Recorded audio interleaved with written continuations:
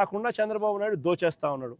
మద్యం నుంచి మొదలు పెడితే మద్యము, ఇసుక, మట్టి, క్వాడ్స్, సిలికా, ఏదైనా చెప్పండి, రాజధాని భూముల దగ్గర నుంచి ఏకంగా రాష్ట్రంలో భూముల అమ్మకం దగ్గర నుంచి శనిక్కాయలకు బెల్లలకు అమ్మడం దగ్గర నుంచి అమరావతి పేరుతో ఆయన స్క్వేర్ ఫీట్కి 10,000 రూపాయలు చొప్పున కాంట్రాక్టులు ఇస్తూ స్కాములు చేస్తూ కడతా ఉన్న కాంట్రాక్టుల వరకు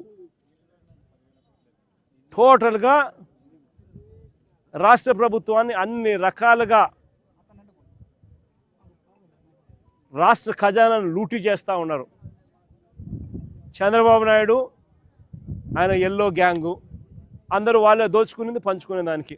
దీనికే వాళ్ళకి సమయం సరిపోవడంలా. రైతుల పరిస్థితి పట్టించుకునే పరిస్థితి సమయం ఉందా చంద్రబాబు నాయుడు అని చంద్రబాబు నాయుడు గట్టిగా అడుగుతా ఉన్నా. అయ్యా చంద్రబాబు నాయుడు మేలుకోకపోతే వీళ్ళందరి తరఫున రాబోయే రోజుల్లో తీవ్రమైన ఉద్యమాలు తప్పకుండా జరుగుతాయి. చంద్రబాబు నాయుడు గారిని గద్దె దింపే కాలం కూడా త్వరలోనే వస్తుంది.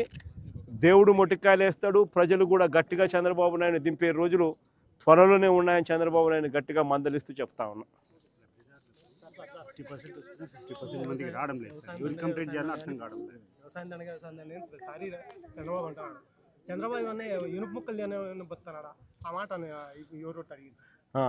నువ్వే చెప్పు.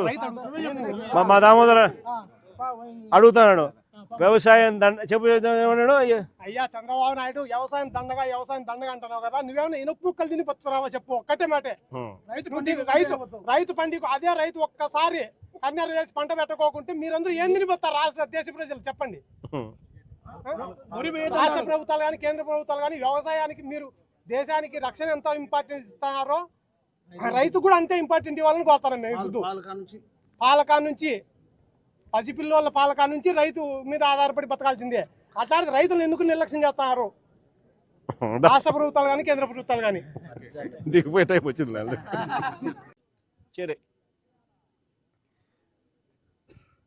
దాదాపుగా చంద్రబాబు నాయుడు గారి ప్రభుత్వం మొత్తం చూస్తే ఈ 18 నెలల కాలంలో ఈ 18 నెలల కాలంలో దాదాపుగా 16 సార్లు కరువు వల్లనో లేకపోతే వరదల వల్లనో అతివృష్టో అనావృష్టో రైతులు నష్టపోయిన పరిస్థితులు, ఇన్పుట్ సబ్సిడీ ఇవ్వాల్సిన ఆవశ్యకత కలిగిన పరిస్థితులు. ఈ 18 నెలలలో 16 సార్లు అటువంటి పరిస్థితులు ఉత్పన్నమైతే ఇన్పుట్ సబ్సిడీ చంద్రబాబు నాయుడు గారు ఇవ్వాల్సిన అవసరమున్న పరిస్థితులు ఉత్పన్నమైతే చంద్రబాబు నాయుడు గారి 18 నెలల్లో రైతులకు చేసింది ఏమిటి అంటే బోర్డు సున్నా. నిన్న జరిగిన తుఫాను కూడా లెక్కేసుకుంటే ఇన్పుట్ సబ్సిడీనే దాదాపుగా 1,100 కోట్ల పై చిలుకు రైతులకు ఇవ్వాల్సిన input subsidy first of all లెక్కలు తగ్గించి చూపిస్తూ ఉన్నారు. రైతులకు ఇవ్వాల్సి వస్తుందేమో అని చెప్పి కనీసం ఆ తగ్గించిన లెక్కలైనా కూడా కనీసం ఇస్తూ ఉన్నారు అని అంటే అది కూడా ఇవ్వని పరిస్థితి, ఎగరగొట్టిన పరిస్థితి.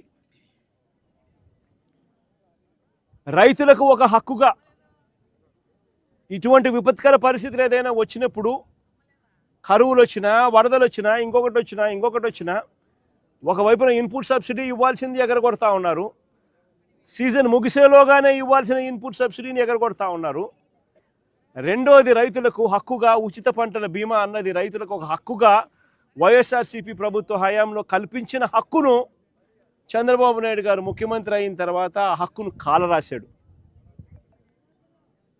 84 లక్షల మంది రైతులు వైఎస్ఆర్సీపీ ప్రభుత్వ హయాంలో ఆర్బీకేల పరిధిలో ఈ క్రాప్ చేసి, ఈ క్రాప్ అంటే రైతును పొలంలో నిలబెడతారు, వేసిన పంట మధ్యలో ఆ పొలంలో రైతు నిల్చొని ఫోటో తీసి జియో ట్యాగింగ్ చేసి దాన్ని ఈ క్రాప్ అని అంటారు.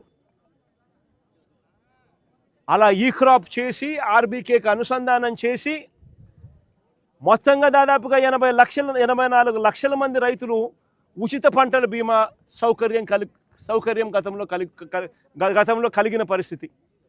రాష్ట్ర ప్రభుత్వమే రైతుల తరపున ఉచిత పంటల బీమా కట్టి రైతులకు ఒక హక్కుగా ఇచ్చేది. అలా కట్టడం వల్ల రైతులకు 5 సంవత్సరాలలో దాదాపుగా 7,400 కోట్ల రూపాయలు ఉచిత పంటల బీమా ద్వారా రైతులకు మేలు జరిగిన పరిస్థితులు గతంలో వైఎస్ఆర్సీపీ ప్రభుత్వం. అలాంటి ఉచిత పంటల బీమాను చంద్రబాబు నాయుడు గారు తీసేసినాడు, రద్దు చేసేసినాడు. ఈరోజు రాష్ట్రంలో పరిస్థితి కేవలం 84 లక్షల మంది రైతులు ఉంటే కేవలం 18 లక్షల మంది రైతులు మాత్రమే పంటల బీమా చేసుకున్న పరిస్థితులు. అది కూడా ఆ 18 లక్షలు బ్యాంకుల రుణాల కోసం పొందడానికి బ్యాంకుల దగ్గరికి వెళ్ళినప్పుడు, బ్యాంకులు రుణాలు మంజూరు చేసినప్పుడు ఖచ్చితంగా ఇన్సూరెన్స్ డబ్బులు కట్ చేసుకొని వాళ్ళు బ్యాలెన్స్ డబ్బులే రుణాలుగా ఇస్తున్న పరిస్థితులు. కాబట్టి ఆ 18 లక్షల మందికైనా కానీ కనీసం ఆ మేరకైనా ఇన్సూరెన్స్ అయింది.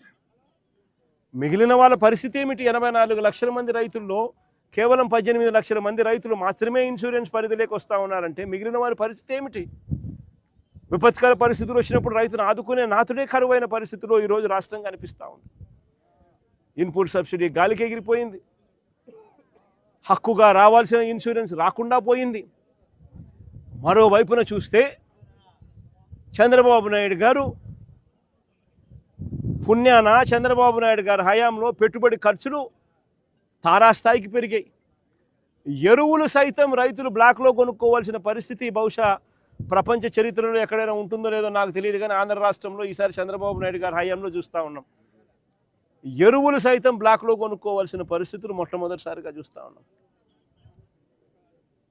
మరోవైపు పెట్టుబడి ఖర్చులు పెరిగాయి.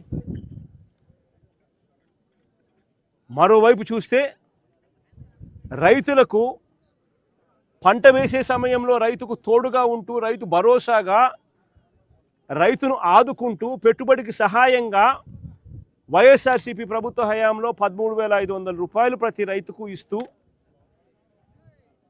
రైతు పంట వేసే సమయంలో పెట్టుబడికి సహాయంగా ఆ డబ్బులు ఇస్తూ, క్రమం తప్పకుండా ఆ డబ్బులు పంట వేసే సమయంలో ఖచ్చితంగా ఖరీఫ్ మొదలయ్యే సమయంలో మే జూన్లోనే 7,500, మళ్ళీ పంట కోసే సమయంలో అక్టోబర్లో మరో 4,000 రూపాయలు, మళ్ళీ సంక్రాంతికి మరో 2,000 రూపాయలు, క్రమం తప్పకుండా 5,500 పంట కోసే సమయంలో, క్రమం తప్పకుండా 13,500 రూపాయలు క్రమం తప్పకుండా ఇచ్చే పరిస్థితి మన ప్రభుత్వ హయాంలో ఉంటే, ఈ పెద్ద మనిషి చంద్రబాబు నాయుడు గారు అన్నదాత సుఖీభవ అని రైతు భరోసా ఇచ్చేది ఎగరగొట్టి, అన్నదాత సుఖీభవ అన్నది పిఎం కిసాన్కు సంబంధం లేకుండా అన్నదాత సుఖీభవ పేరుతో ప్రతి రైతుకు 20,000 ఇస్తానన్నాడు. ఒక సంవత్సరం దాటి ఫస్ట్ ఇయర్ 20,000 ఎగరగొట్టేశాడు. రెండో సంవత్సరం మళ్ళీ 20,000 ఇవ్వాల. ఈ 2 ఏళ్ళు కలిపి 40,000 ఇవ్వాల్సిన చోట కేవలం 10,000 రూపాయలు మాత్రం ఇచ్చి 30,000 రూపాయలు రైతుకు ఎగరగొట్టిన పరిస్థితుల్లో, మోసం చేసిన పరిస్థితుల్లో రైతు ఇవాళ వ్యవసాయం చేస్తూ ఉన్నాడు. సో రైతులకు పెట్టుబడికి డబ్బులు లేవు, ఉచిత పంటల బీమా లేదు, ఇన్పుట్ సబ్సిడీ రాదు, పెట్టుబడి ఖర్చులు యూరియా సైతం బ్లాక్లో కొనుక్కోవాల్సిన అధ్వానమైన పరిస్థితుల్లో పెట్టుబడి ఖర్చులు పెరుగుతూ ఉన్న పరిస్థితులు. ఇవన్నీ ఒకవైపున ఉంటే, మరోవైపున దళారీల పాలు చేస్తూ చంద్రబాబు నాయుడు గారు దళారీలతో కుమ్మక్కై రైతుల బ్రతుకును అగమ్యగోచరంగా మార్చాడు. ఏ పంటకు చంద్రబాబు నాయుడు గారి హయాంలో గిట్టుబాటు ధర రాని పరిస్థితి. చంద్రబాబు నాయుడు గారి హయాంలో ఏ పంటకు కూడా గిట్టుబాటు ధర రాని పరిస్థితి. గత ఏడాది ధాన్యం, కందులు, మినుములు, పెసలు, సజ్జలు, మిర్చి, పొగాకు, ఉల్లి, టొమాటో, కొక్కో, చీని, మామిడి, ఇలా ఏ పంట చూసినా గత సంవత్సరం రైతులకు గిట్టుబాటు ధరలు రాని పరిస్థితి అయితే, ఈ ఏడాది మళ్ళీ ధాన్యంతో సహా అరటి, మొక్కజొన్న, పత్తి, కొబ్బరి, వేరుశెనగ, ఇలా ఏ పంటకు కూడా మళ్ళీ ఈ సంవత్సరం కూడా గిట్టుబాటు ధరలు రాని పరిస్థితి. గతంలో ఇలాంటి పరిస్థితి ఎప్పుడూ లేదు. ఆర్బీకే పరిధిలో ఈ క్రాప్ చేసి, జియో ట్యాగింగ్ చేసి, ఈ క్రాప్ చేసి ఆర్బీకే పరిధిలో ఒక పోస్టర్ పెట్టేవాళ్ళం వైఎస్ఆర్సీపీ ప్రభుత్వ హయాంలో. ఇవి ఈ పంటలకు గిట్టుబాటు ధరలు, ఈ ధరల కన్నా తక్కువ రేటుకి ఎప్పుడైనా ఈ ఆర్బీకే పరిధిలో రేటు పడిపోతే వెంటనే అక్కడ ఆర్బీకే పరిధిలో వెంటనే యాక్టివిటీ స్టార్ట్ అయ్యేది. వెంటనే ఆర్బీకే పరిధిలో సీఎం యాప్ అని బటన్ నొక్కేవాళ్ళు, continuous monitoring of agricultural price and procurement అని. వెంటనే జాయింట్ కలెక్టర్ రియాక్ట్ అయ్యేవాడు. ఆర్బీకేల పరిధిలో ఇటువంటి పరిస్థితి ఎక్కడైనా ఉత్పన్నమైనప్పుడు వెంటనే తాను ఇంటర్వ్యూన్ అయిపోయి కొనుగోలు చేసే బాధ్యత జాయింట్ కలెక్టర్ మీద ఉండేది. అలా కొనుగోలు చేయకపోతే, రైతుకు తోడుగా నిలబడకపోతే జాయింట్ కలెక్టర్ తోలు తీసేవాళ్ళం అప్పట్లో మేము. 7,740 కోట్ల రూపాయలు అక్షరాల వైఎస్ఆర్సీపీ ప్రభుత్వ హయాంలో పంటల కొనుగోలు కోసం వెచ్చించిన సొమ్ము. పంటల కొనుగోలు కోసం అక్షరాల 7,746 కోట్ల రూపాయలు. ఏ పంటకు గిట్టుబాటు ధర రాని పరిస్థితి ఉన్నా కూడా వెంటనే అప్పటికప్పుడు రియాక్ట్ అయిపోయి అప్పటికప్పుడు పంటలు కొనుగోలు చేసేదానికోసం. కోవిడ్ సమయంలో కూడా రైతును వదిలేకుండా ఆదుకున్న పరిస్థితులు మా ప్రభుత్వంలో జరిగాయి. ఈరోజు ఒక్కసారి గమనించమని అడుగుతా ఉన్న రాష్ట్రంలో ఈరోజు పరిస్థితులు ఎలా ఉన్నాయని చెప్పి. ఈరోజు అరటి కంటికి ముందు కనిపిస్తూ ఉంది. పోయి పంట చూస్తే ఒకసారి బాధాకరమైన విషయం. గతంలో మా ప్రభుత్వ హయాంలో టన్ను దాదాపుగా 25,000 రూపాయలు యావరేజ్గా పలికిన పరిస్థితి నుంచి 30,000, 32,000 కూడా గరిష్టంగా అప్పట్లో పలికాయి. యావరేజ్గా చూసుకున్నా కూడా 25,000 రూపాయలు యావరేజ్గా కూడా పలికింది. 25,000 రూపాయలు టన్ను పలికిన పరిస్థితి నుంచి ఈరోజు కనీసం 2,000 రూపాయలకి అడిగే నాతులు లేడంటే పరిస్థితి ఏమిటని ఒకసారి ఆలోచన చేయమని అడుగుతా ఉన్నా. ఈరోజు పంట మొత్తం ఇక్కడనే చెట్ల మీదనే పంట ఈరోజు పండిపోయి కుళ్ళిపోయే పరిస్థితిలోకి వస్తూ ఉన్నా కూడా అడిగే నాతులు లేడు, పట్టించుకునే పరిస్థితి లేదు. అలాంటి దారుణమైన పరిస్థితిలో ఉంది. ఇదే అరటికి సంబంధించి గతంలో వైఎస్ఆర్సీపీ ప్రభుత్వ హయాంలో ఏకంగా ట్రైన్లు నడిపేవాళ్ళం. ఏకంగా ట్రైన్లు నడిచేటివి. అనంతపురం నుంచి ఢిల్లీకి ట్రైన్లు నడిచేటివి. హార్టికల్చర్ పంటలకు అరటి కానీ చీనీకాయలు కానీ తీసుకొని పోయే ట్రైన్లు నడిచేటివి. తాడిపత్రి టు ముంబై ట్రైన్లు నడిచేటివి. మనగానపల్లి నుంచి గువాహతికి కూడా ట్రైన్లు నడిచేటివి.